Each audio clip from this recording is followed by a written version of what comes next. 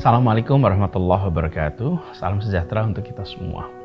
Warga Jakarta yang saya hormati, kemarin baru saja diumumkan oleh pemerintah pusat, dalam hal ini oleh Koordinator PPKM Jawa Bali, Bapak Luhut Binsar Panjaitan, bahwa kita berada di dalam pemberlakuan pembatasan kegiatan masyarakat level 3 untuk wilayah DKI Jakarta.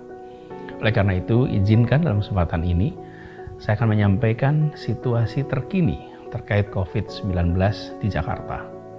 Per kemarin, tanggal 7 Februari 2022, kasus aktif di Jakarta mencapai angka 74.000. 2 hari sebelumnya, yaitu tanggal 6 Februari, penambahan kasus harian mencapai angka 15.825 kasus baru dalam sehari. Jumlah kasus baru ini melebihi rekor penambahan kasus harian yang pernah terjadi sebelumnya pada tanggal 12 Juli 2021, karena pada saat itu sekitar 14.500, sehingga kita jumlah kasus hariannya sudah lebih tinggi dibandingkan pada saat kita mengalami puncak gelombang kedua.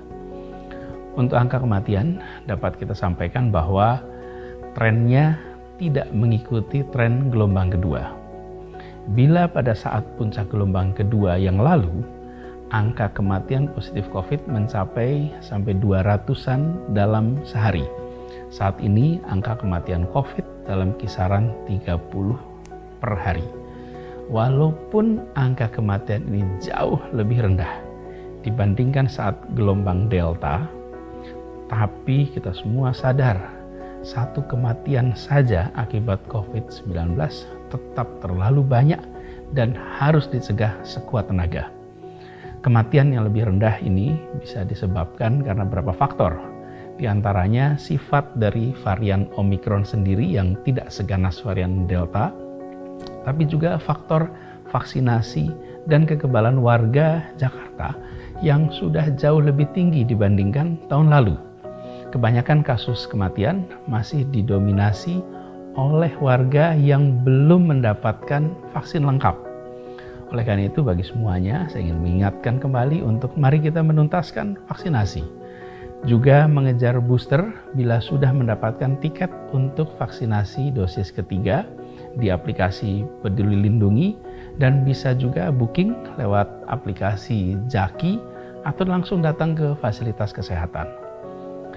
Angka kematian yang lebih rendah kali ini di satu sisi bisa membuat kita lebih tenang. Tidak perlu panik bahwa kita akan mengalami keadaan seperti di gelombang Delta kemarin. Tapi di sisi lain, jangan sampai membuat kita terlena apalagi menyepelekan keadaan. Walaupun fatality rate lebih rendah, tapi bila jumlah kasusnya berlipat lebih banyak, maka jumlah kematian absolut tetap bisa tinggi seperti gelombang kedua. Ini yang harus kita cegah sama-sama. Nah, Pemprov DKI Jakarta, kita bekerja bersama dengan amat erat dengan Polda Metro Jaya, Kodam Jaya, Kejaksaan Tinggi DKI Jakarta, mengantisipasi dan harapannya juga bisa mengelola kenaikan kasus pada gelombang ketiga ini. Kita terus akan meningkatkan kapasitas tempat tidur, kapasitas ICU di rumah sakit untuk bisa merawat pasien COVID. Saat ini, tingkat keterisian rumah sakit ada pada kisaran 60%, yang kapasitas untuk perawatan COVID-nya masih setengah dibandingkan dengan kapasitas pada saat puncak gelombang kedua tahun lalu. Jadi kalau sekarang 60% dari kapasitas separuh dari gelombang kedua. Artinya memang masih amat kecil. Nah, kedepannya tentu kita akan meningkatkan kapasitas itu. Bila kapasitasnya meningkat, prosentasenya akan mengecil. Tetapi kita tetap harus hati-hati. Adapun untuk vaksinasi, saat ini telah dilakukan 12,1 juta dosis pertama vaksinasi dan 10 juta dosis kedua untuk vaksinnya, dan sekitar 800.000 vaksinasi dosis ketiga. Nah, kita semua bersama dengan Polda Metro Jaya, dengan program vaksin Merdeka, kemudian dengan Kodam Jaya, Pemprov DKI Jakarta akan terus mengejar capaian vaksinasi, terutama untuk booster dan untuk vaksin anak-anak. Nah, terkait dengan jumlah testing, saat ini angka testing di Jakarta, testing PCR, mencapai kisaran 35-40 kali lipat dari standar WHO. Ini angka yang sangat tinggi. Nah, ini pun belum termasuk tes antigen yang juga tidak kalah tinggi di Jakarta. Tapi dengan jumlah tes setinggi itu pun, angka positivity rate di Jakarta sepekan terakhir ini sudah mencapai angka 22,6%. Ini jauh di atas rekomendasi WHO untuk dikatakan aman, yaitu 5%. Artinya jumlah tes yang tinggi ini masih kalah cepat dengan pertambahan kasusnya. Demikian pula dengan tracingnya. Artinya harus ada intervensi yang dilakukan. Dan intervensi ini adalah dengan melakukan pembatasan mobilitas yang biasa kita kenal dengan PPKM dan levelnya adalah level 3 sebagaimana ditetapkan oleh pemerintah pusat. Karena itu kantor non-esensial diharapkan kembali menerapkan work from home dan hanya 25% saja yang bekerja dari kantor. Sekolah sudah ditetapkan 50% PTM dan orang tua diberikan kebebasan untuk memilih apakah anaknya ikut sekolah atau anaknya belajar dari rumah. Juga tempat-tempat publik dikurangi kapasitasnya. Jadi ke depan kita akan melakukan pengetatan protokol-protokol kesehatan di semua tempat, utamanya penggunaan masker dan check-in Peduli Lindungi di tempat-tempat umum. Jangan lagi ada pengabaian untuk penggunaan masker dan check-in Peduli Lindungi. Kita akan rutin melakukan pemeriksaan dan mengingatkan.